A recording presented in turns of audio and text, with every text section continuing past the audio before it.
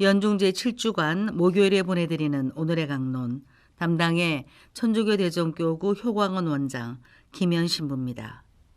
오늘 복음은 마르코 복음 9장 41절에서 50절까지의 말씀입니다. 그때 예수님께서 제자들에게 말씀하셨다. 내가 진실로 너희에게 말한다. 너희가 그리스도의 사람이기 때문에 너희에게 마실 물 한 잔이라도 주는 이는 자기가 받을 상을 결코 잃지 않을 것이다. 나를 믿는 이 작은 이들 가운데 하나라도 죄짓게 하는 자는 연자매를 목에 걸고 바다에 던져지는 편이 오히려 낫다. 네 손이 너를 죄짓게 하거든 그것을 잘라버려라. 두 손을 가지고 지옥에 그 꺼지지 않는 불에 들어가는 것보다 불구자로 생명에 들어가는 편이 낫다.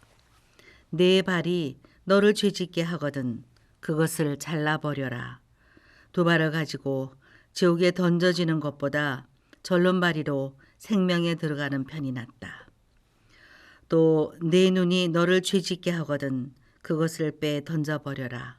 두 눈을 가지고 지옥에 던져지는 것보다 외눈박이로 하느님 나라에 들어가는 편이 낫다. 지옥에서는 그들을 파먹는 구더기도 죽지 않고 불도 꺼지지 않는다. 모두 불소금에 절여질 것이다. 소금은 좋은 것이다. 그러나 소금이 짠맛을 잃으면 무엇으로 그 맛을 내겠느냐. 너희는 마음에 소금을 간직하고 서로 평화롭게 지내라. 대전가톨릭 평화방송 애청자 여러분, 안녕하십니까?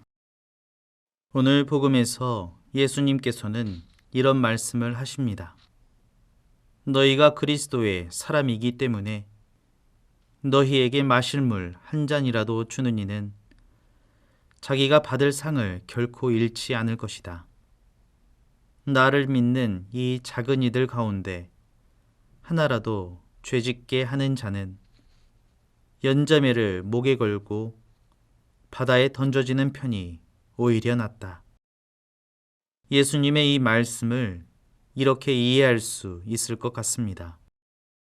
어려운 처지에 있는 이에게 관심을 두고 그에게 실질적인 도움을 준다는 것은 하느님께 상을 받을 수 있는 행동이지만 도움을 줄 수 있음에도 불구하고 그러한 행동을 하지 않아 어려움을 가진 사람이 죄를 지을 수밖에 없는 상황에 내몰리는 것을 내버려 두는 것은 하느님께 용서받기 어렵다는 것입니다. 10년째 사회복지를 하면서 정말 마음이 따뜻하고 감사한 분들도 많이 만났고 너무나 가슴을 아프게 하는 사연도 만날 수 있었습니다.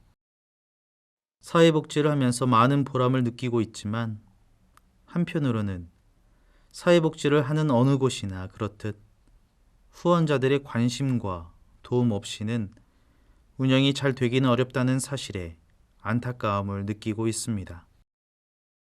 한창 성장하고 있는 아이들이 많이 있는 효광원은 다행히 관심과 도움을 주시는 분들이 있어 아이들의 성장을 돕고 필요한 프로그램을 제공하는데 많은 도움이 되고 있습니다. 한 번은 어떤 분이 이런 질문을 하신 적이 있습니다.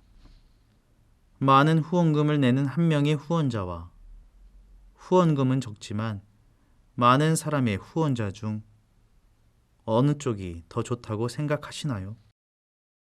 저는 많은 후원금을 내는 한 명의 후원자도 좋지만 후원금은 적어도 많은 후원자가 훨씬 더 좋다는 대답을 하였습니다.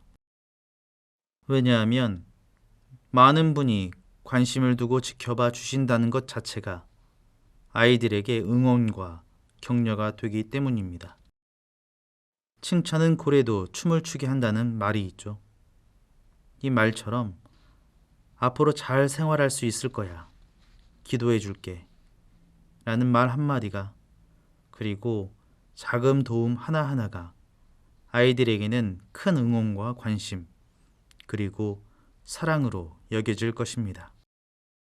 한편 효광원에 오는 아이 중에는 범죄를 저지를 수밖에 없었던 상황에 놓인 아이들도 있습니다.